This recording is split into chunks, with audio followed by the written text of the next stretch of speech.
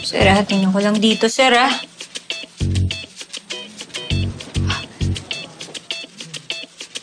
Laki pala ng katawan niyo, sir. Ay, hindi ako papatol sa'yo, ah. Uy! Aba, makapagsalita to. Anong sabi mo? Feeling, ha? Magagalit asawa ko.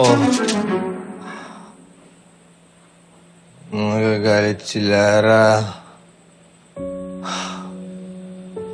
Ay.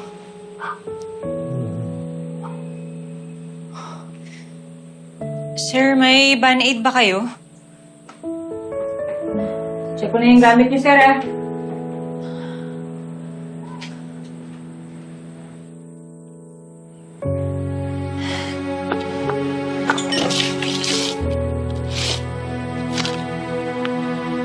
Ayan.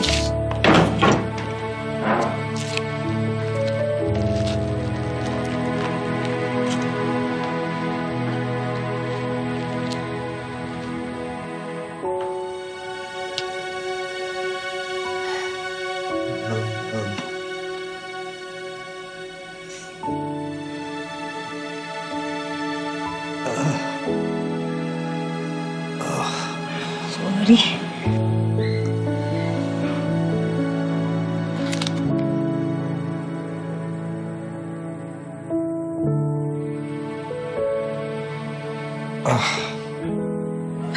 Siguro naman okay ka na. Uwi na ako, sir, ah. Baka iniintay na ako ng lola ko, eh. Sige, sir.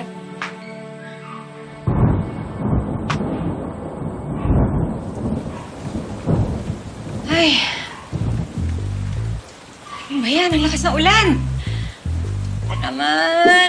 Dapat nakinig ako kay Lola.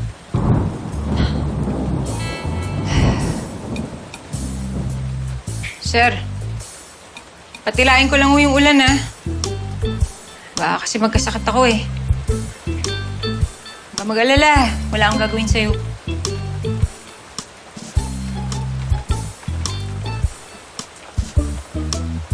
La, nasaan po pala si Bobby? Eh, napakalakas po ng ulan sa labas. Oo nga, La. Lumabas para bumili ng gamot ko.